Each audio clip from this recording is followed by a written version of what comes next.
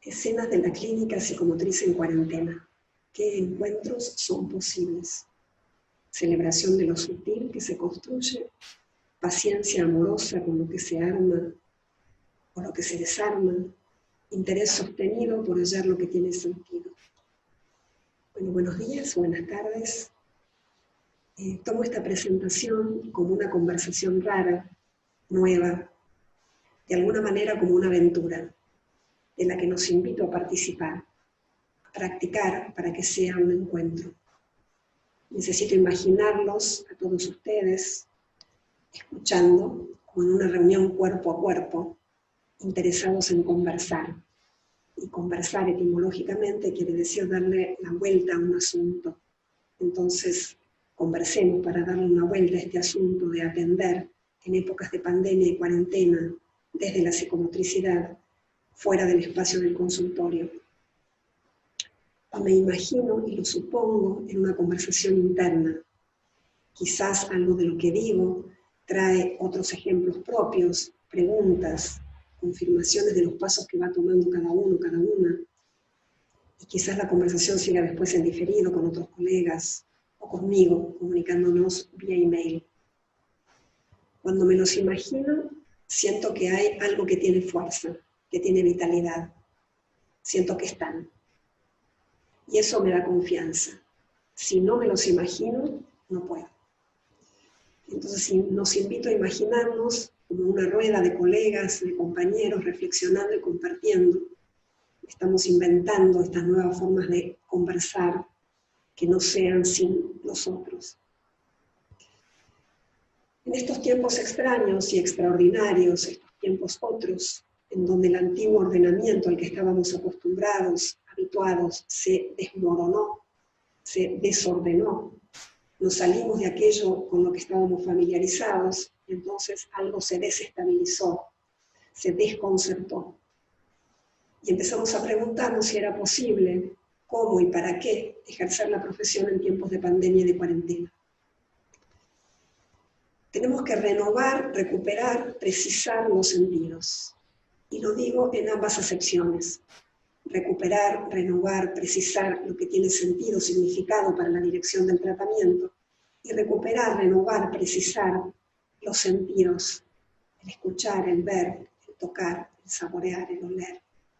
Recuperar la materialidad de los cuerpos.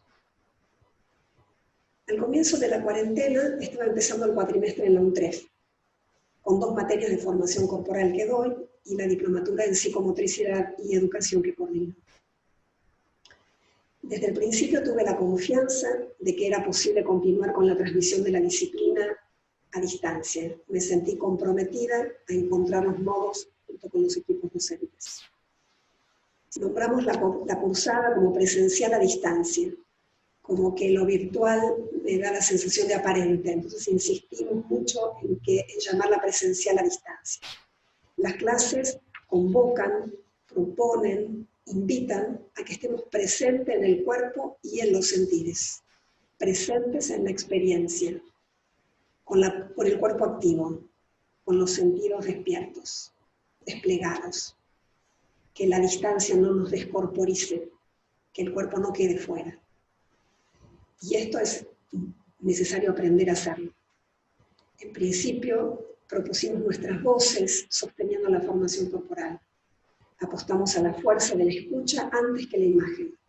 Luego también la imagen. Pero sobre todo, apelamos a las sensaciones de tocar la experiencia, de sentirnos reunidos. Y el aprendizaje siguió. Distinto, pero con fuerza. Reinventándonos en nuestras funciones de docentes y de estudiantes, investigando estas formas de encontrarnos. Y ahí contamos con las plataformas de la UNTREF, con el WhatsApp, accesible a todas y a todos, y con el Zoom. No me pasó lo mismo con la atención en psicomotricidad. Estaba bastante más desconcertada. No me imaginaba atender sin estar en el consultorio. En un principio esperé y me esperé. Fue sostenedor conversar entre psicomotricistas y con otros colegas de los equipos interdisciplinarios. Me sentí muy acompañada por los equipos con los que trabajo con algunos pacientes, con las charlas espontáneas, mano a mano, voz a voz, con otros psicomotricistas, con la escucha de diferentes conversatorios de psicomotricistas, pedagogos, psicólogos, filósofos, etc. Y con las conversaciones e intercambios que se armaron en algunas instituciones, como por ejemplo en la Asociación Argentina de Psicomotricidad. La primera semana de cuarentena hice presencia, me comuniqué con las familias para ver cómo estaban, con una intención de acompañar esta entrada en cuarentena. Y la comunicación fue en diferido, por un mensajito de texto, un audio, mandé saludos a los niños, a las niñas por WhatsApp, era lo que podía hacer, no desaparecer, mostrarme cercana. Y hubo intercambios. Escuché familias que me contaron de sus logros y sus dificultades. Una mamá me mandó un juego que habían armado con los hijos. Otra me pidió ayuda para pensar juegos y circuitos para que su hijo hiciera en la terraza. Después me mandaron un video donde me mostraba como sus logros, sus intentos. Todo esto fue un acompañar sin que tomara un estatuto de sesión. No cobraba por ninguna de estas cosas. Pero ante la continuidad de la cuarentena, algunas familias empezaron a pedir, a preguntar cómo podíamos seguir. Y veían la necesidad de continuar y eso me interpeló, me impulsó a pensar cómo podíamos hacerlo, a probar cómo. Me puso en situación de psicomotricista continuando un proceso. De alguna manera comprendí que esto es el hoy, que la vida sigue así, y que hay que continuar con la vida, con la profesión, como se presenta en el ahora, con las características de no poder encontrarnos en el consultorio. Y entonces empecé a pensar, a imaginar posibles formas de encontrarnos con los niños o las niñas, con los niños y su mamá o su papá, y más adelante entre ellos. Me preguntaba, ¿es posible construir como con los estudiantes de psicomotricidad desde estar presentes a distancia? Construir una experiencia cuerpo a cuerpo a través de las pantallas, seguir atendiendo.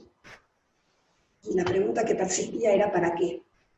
¿Tiene sentido esta construcción? ¿Va a dar algún fruto? Y fui y voy de modo singularísimo con cada niña, con cada niño, con cada familia, y también en cada momento, porque va cambiando a través del tiempo. Y fui y voy paso a paso. Pasos que prueban, tantean el terreno, que avanzan muy a la escucha del camino que recorren, que intentan a veces un poco a ciegas, palpar la textura del terreno de comunicación y contacto con los niños, niñas y sus familias.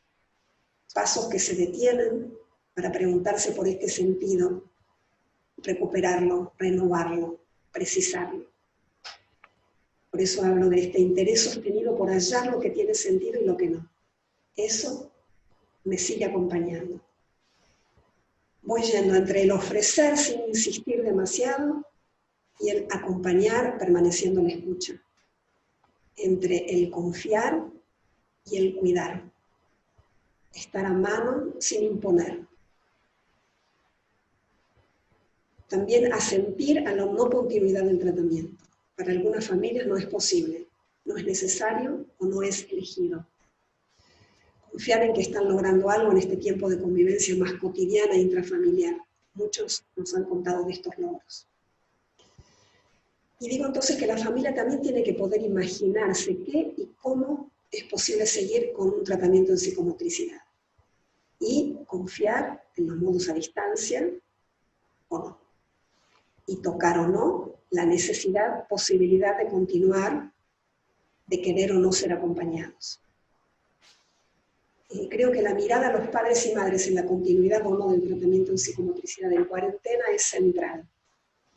Por lo tanto, la mirada y la escucha de los profesionales a los padres y a las madres, la conversación con ellos, cómo miran a sus hijos, qué ven cuando los miran, que escuchan.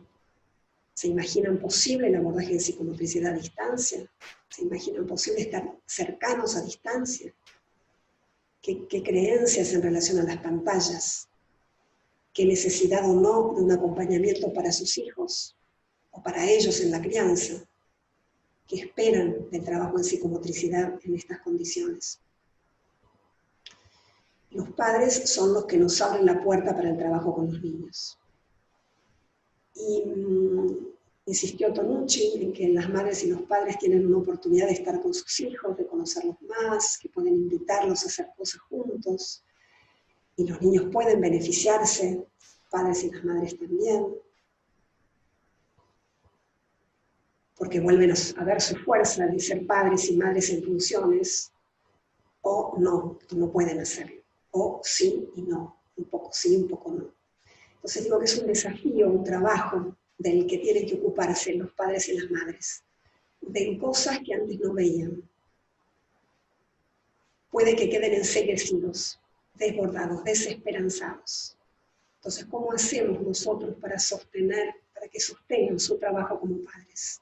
Para que se queden, para que puedan volver a tocar la sensación de oportunidad y no de agobio. ¿Y qué riesgos o peligros vemos nosotros que nos hacen quedarnos cercanos para ayudarles a ver? ¿Cómo acompañarlos para que conserven su potencia como padres y madres? Insisto, estar atentos para sostener el interés cordial por hallar lo que tiene sentido y continuarlo y transformar aquello a lo que no le encontramos sentido. Bueno, ¿cómo vamos hasta acá? Esto fue una introducción y voy a compartir unas reflexiones a partir de 3 viñetas. La primera la titulé La decisión, en busca de una autonomía para Ana.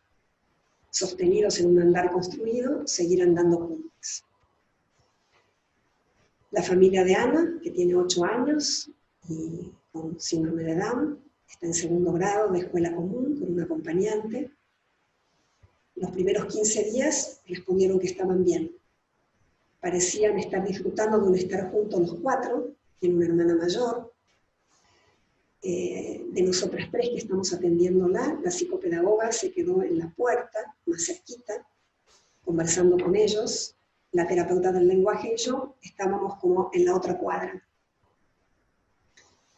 Pasados esos 15 días y sabiendo de la prolongación posible, quizás más larga de la cuarentena, y también quizás a partir de un episodio, de un desborde de la niña, en donde salió primero al jardín y después vino y contó que había tomado una piedra y había rayado el auto del papá, cosa que asustó bastante a la mamá. Ellos decidieron continuar con el tratamiento. Y digo esto, en ese momento ellos claramente tomaron una decisión. Estuvieron seguros. Entonces la madre habló con la obra social, nos pasó los papeles que había que completar y pidió, habilitó y organizó las sesiones de la niña distribuidas en la semana con los mismos horarios que veníamos teniendo en el consultorio. Ellos vieron la necesidad de que Ana recuperara un espacio sin la familia, a solas conmigo, con cada una de nosotras. Confiaban en los tratamientos que vienen desde lejos. Hace 4, 3 y 2 años que la atendemos respectivamente. Tuvimos varias conversaciones en el equipo para que los modos de los abordajes estuvieran diferenciados. Parece que circuló un cierto miedo entre nosotras de que hiciera lo mismo con cada una. Pero no. Hay cuentos, letras, juego. Cada una vamos aportando algo para este nuevo encuadre. Entonces, ese movimiento de la familia me puso en funciones. Decidimos ir con el Zoom, al que después se plegaron las otras 2 terapeutas que al principio habían empezado con el WhatsApp, porque el Zoom permitía un espacio más reducido y Ana podía quedarse más en ese lugar. En el lugar donde tiene la computadora, atrás se ve una cocinita y Ana va y vuelve a la pantalla, yo la puedo ver mientras va y viene. Jugamos algunas veces con masa, con instrumentos musicales, con títeres, a dibujar. Cuando me quería dar a probar la comida de masa que había preparado y la acercaba a la cámara, yo le explico cómo hago yo para hacer que la como y esconderla. Y entonces, porque le digo, porque estamos jugando, de verdad no me la podés pasar. Y Ana se ríe y prueba. Se le da un muñeco y le esconde en la mano. Me la da a mí y le esconde. Pareciera que es increíble lo que desplegó con su lenguaje en este tiempo. Mientras jugamos, conversamos. Pareciera que esta confianza de su mamá y su papá para estar sola frente a la computadora la ha fortalecido en su autonomía y en el despliegue de sus posibilidades de simbolizar. Un día que estábamos jugando con la pantalla del Zoom para dibujar por primera vez, y ella me mostró la función mouse, la función ratón, que yo no la conocía y que usaba con la psicopedagoga, y que es una función que permite desplegar, permite correr unas figuras. Entonces habíamos armado como un rompecabezas, donde habíamos armado un dibujo y ella corría las partes y las volvía a armar. Y ella me enseñó a usar esta función, porque yo no la conocía y la fui aprendiendo con ella. Entonces yo estaba maravillada y le decía, ¿cómo me estás enseñando? Y creo que esta posibilidad de acceder a la computadora la acerca también a otros niños de su edad.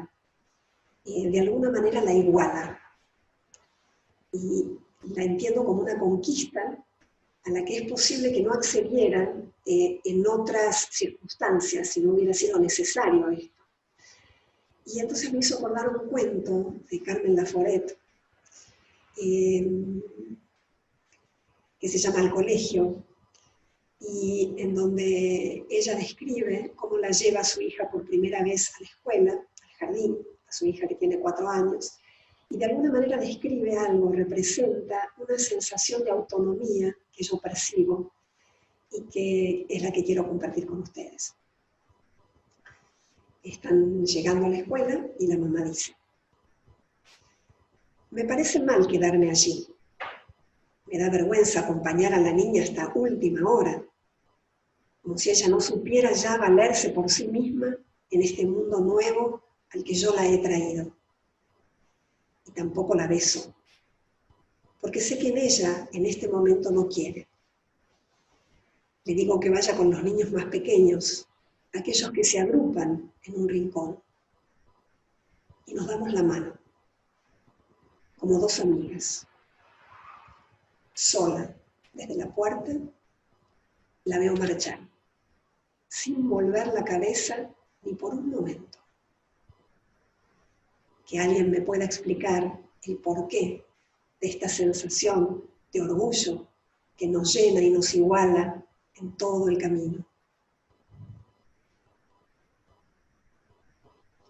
Y el tratamiento con Ana siguió, este pedacito de cuento terminó, y entonces acá quiero hacer un alto, pedirles que tomen un ratito, unos segundos, para sentir el cuento, quizás cerrar los ojos, quizás notar las sensaciones que despierta, que despertó la escena, la conexión con otras escenas, de los modos de atender, de enseñar de cada uno de ustedes.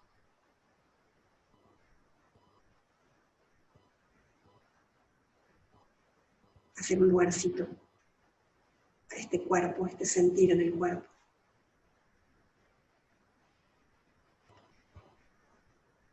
Y también podemos estirarnos, desperezarnos, hacer lugar en el cuerpo para poder seguir con la próxima viñeta. Segunda escena, celebración de lo sutil que se construye.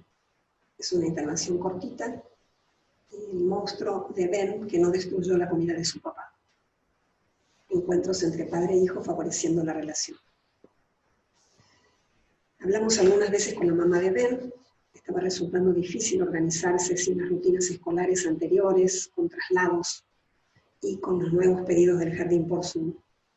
Se le escapaban los horarios. Almorzaban a las 4 de la tarde.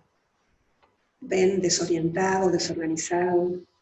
Lo que más quería la mamá era volver a traerlo al consultorio, que las actividades con traslados volvieran a aparecer, los volvieran a organizar. Ben tiene 5 años, está en la sala de 5 con acompañante, le fue derivado por la terapeuta del lenguaje que lo atiende desde los 2 años por dificultades de atención e inestabilidad. Un accionar frecuente de Ben en el consultorio era correr, escaparse, proponiendo como forma de vincularse el ser perseguido.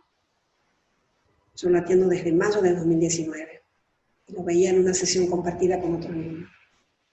En el tiempo de trabajo fue posible la exploración de otras alternativas de comunicación y la posibilidad de armar otros juegos, de permanecer. Ya había tenido en el consultorio unas sesiones de Ben con su papá. Propuse entonces una videollamada. La primera vez que llamé, el papá está con Ben, quien de pronto se escabulle, y el padre me dice que lo espere, que justo Ben había ido al baño. Yo ahí me pregunto si el papá lo apaña, si se da cuenta de esta historia, si la cree, con qué se encuentra este papá frente a mi mirada. Ese día no fue posible seguir, quedamos para otro. Me pareciera que esa escena le dio fuerzas al padre, quien en la siguiente vez se aseguró de que Ben se quedaría. Lo convocó con firmeza. Le propuso dibujar, le propuso pintar los dibujos que él hacía. Y Ben se quedó. El padre lo sostuvo con comentarios e hizo puente conmigo. Habían permitido que yo mirara lo que Ben no podía, lo que él como padre tampoco podía, y ahora que fuera testigo de lo que el padre había conseguido. Y me mostraba y se mostraba. La siguiente vez nos encontramos en el horario acordado. Ben tenía en sus manos un muñeco que nombraba como monstruo. Decía que el monstruo iba a romper todo. Ben quería jugar. El padre estaba dispuesto a acompañar. Y la pantalla en el medio. Estábamos los tres con disposición para encontrarnos. ¡Qué gran desafío! Después de algunos caminos que no anduvieron, encontramos un hilo de juego.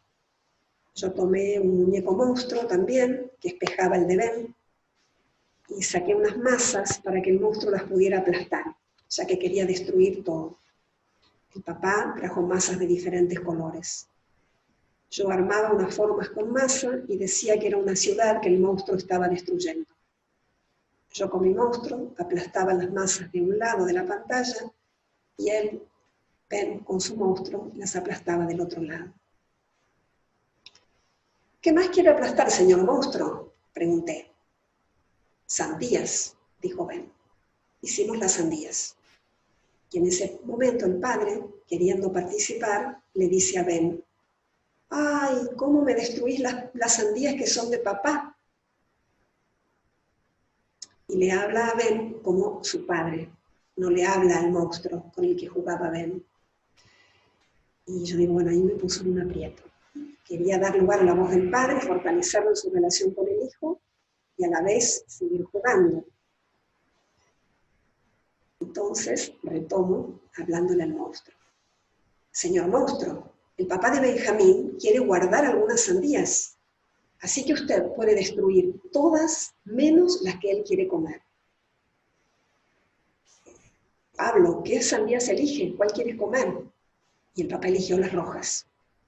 Señor monstruo, fíjese bien, puede destruir todas las sandías menos las rojas. Hice una apuesta. ¿Podía Ben hacer una diferencia? ¿Escuchar esa regla y cumplirla? Un instante de abismo.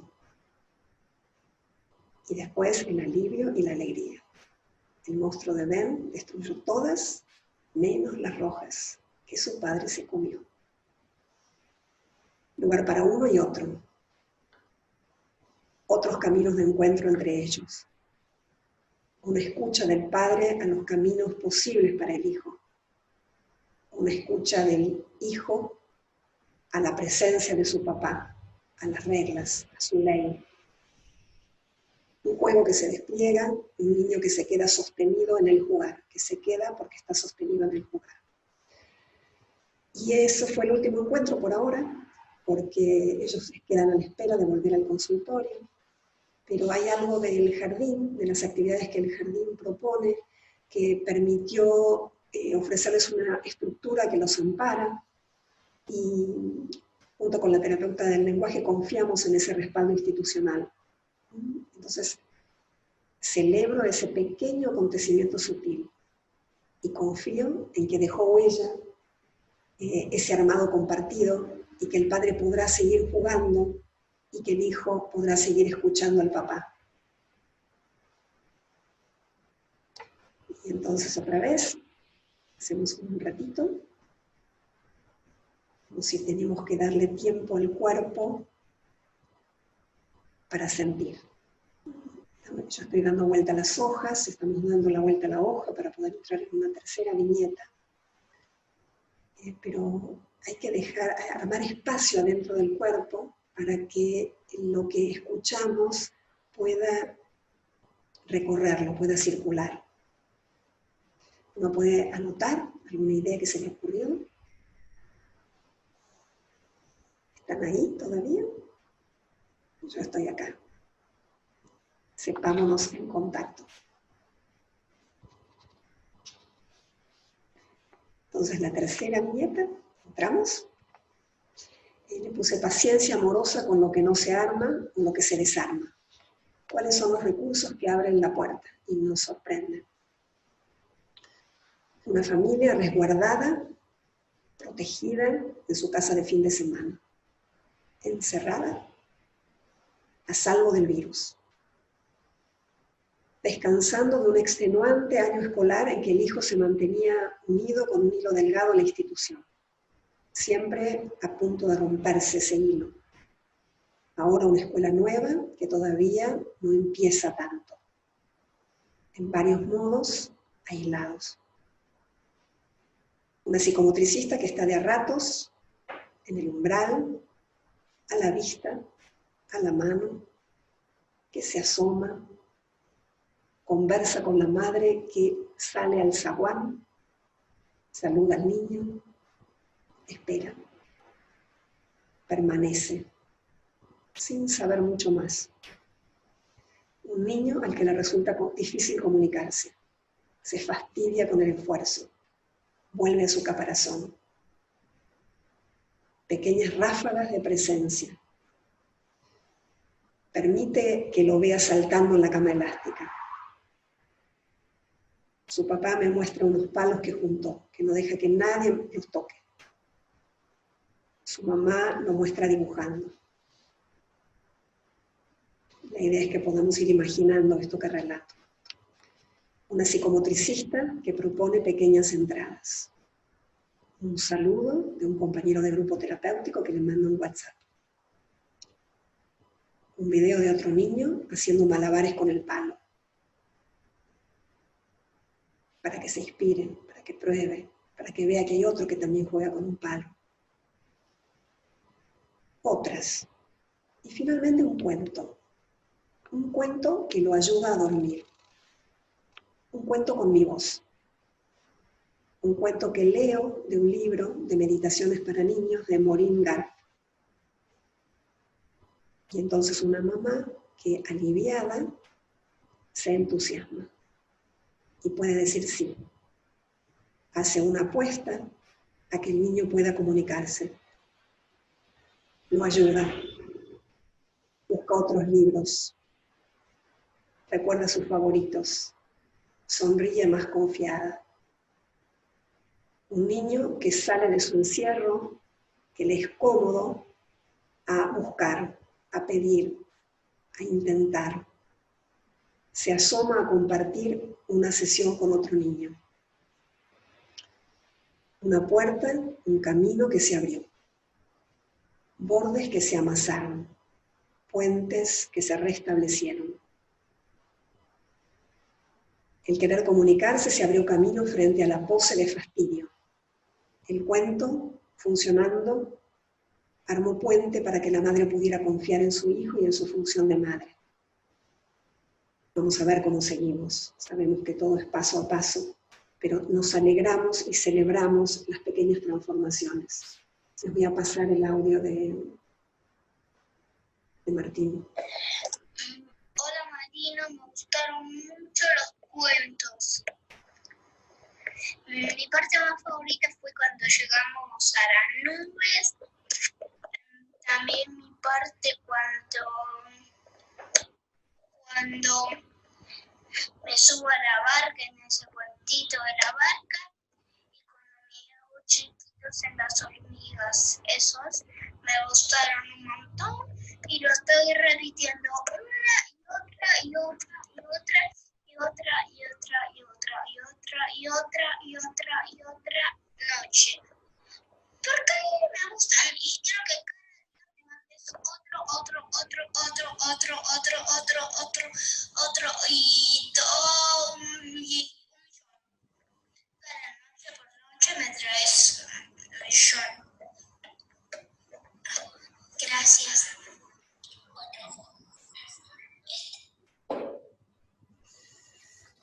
Son cuentitos que invitan a los niños a viajar en una nube y a imaginarse que se hacen chiquitos para entrar en el mundo de las hormigas, ir a una fiesta, y ayudan a imaginarse otras cosas.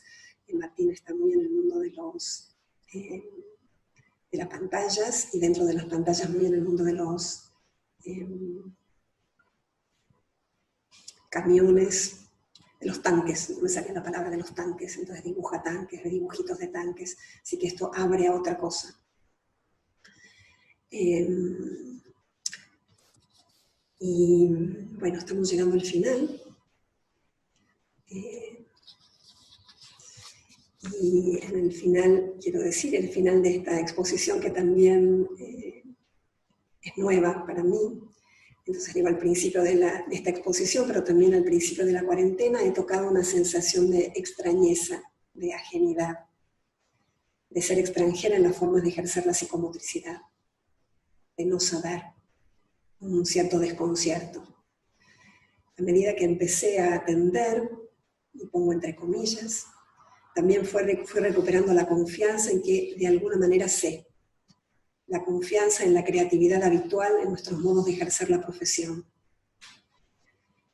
Algo sigue inestable, pero a la vez algo se equilibró un poco, algo se estabilizó un poco, y podemos seguir andando, explorando, acompañando, atendiendo. Algunas veces sé a dónde puede ser bueno dirigirse, otras no. Doy pasitos cortos, me retiro, espero, escucho, busco, dejo que llegue, me quedo cerca, o los dejo andar. Enfoco en un detalle que me alienta, que me da pistas, o agrando la mirada, haciéndola más amplia, abarcando más terreno. Escribo, me pregunto, comparto, escucho. Me acuerdo de otras aventuras en el consultorio, cuando vemos que un niño que no juega, cuando vemos a un niño que no juega y apostamos a que puede lograrlo, cuando imaginamos un niño que se comunica donde aún no lo hay, o cuando transformamos en juego una acción que aún no lo es. Imaginar que es posible comunicarnos a distancia y tener algunas confirmaciones de lo que se logra nos da fuerzas para reinventar, ajustar los modos de encontrarnos cada vez, de seguir acompañando a algunos, y subrayo a algunos niños, algunas niñas, a sus familias, presentes a distancia, en este contexto de pandemia y cuarentena. Quizás ese sea el sentido de nuestros esfuerzos. Encontré modos de cuidarme también, presente a distancia en cada experiencia, tocándola. Vi la necesidad de distribuir los horarios de trabajo con más intervalos entre uno y otro. Trabajo con menos niños. Agradezco que algunas familias se están arreglando sin mi intervención. Agradezco quedarme más lejos. Sostengo pausas. Vuelvo a mi cuerpo que me acompasa después de las comunicaciones virtuales que son tan veloces. Entonces hago algo concreto con mis manos, o barro, o cocino, o camino. Alterno pantallas con no pantallas. Dedico tiempo a mis prácticas corporales que me integran. Estoy con el comienzo, estoy con la danza. También voy al sol, me quedo cercana a los ciclos, amanecer, atardecer, los fines de semana con menos horarios, que no sea todo igual. Me doy cuenta de que hago fuerza con los ojos en el esfuerzo por comunicarme, entonces después los cuido, los abrigo con mis manos, les doy descanso. También en las pausas dejo que se despliegue aquello que me alegró, que siga, que se expanda. Entiendo con Rita Segato que el trayecto que va a vencer es el trayecto donde encontremos la ternura y el placer de la convivencia que nos conforta. Entonces encontrar qué es lo que nos conforta, qué es lo que conforta a los otros. Y entiendo que estando en contacto con lo que me pasa a mí, los ajustes que voy haciendo en época de cuarentena y pandemia, con mi trabajo interior, puedo comprender, escuchar, suponer algo de lo que les pasa a los niños y a sus familias. Sigo extrañando el consultorio. Por ahora no me imagino la vuelta con barbijo y distancias. Seguramente también la iremos construyendo, cuidando y aprendiendo las singularidades de cada niño y de cada familia. Muchas gracias, sintámonos cerca y sigamos tejiendo redes que nos abracen. Los abrazo en esta pandemia y los siento cerca. Muchas gracias por esta invitación y muchas gracias a ustedes por compartir.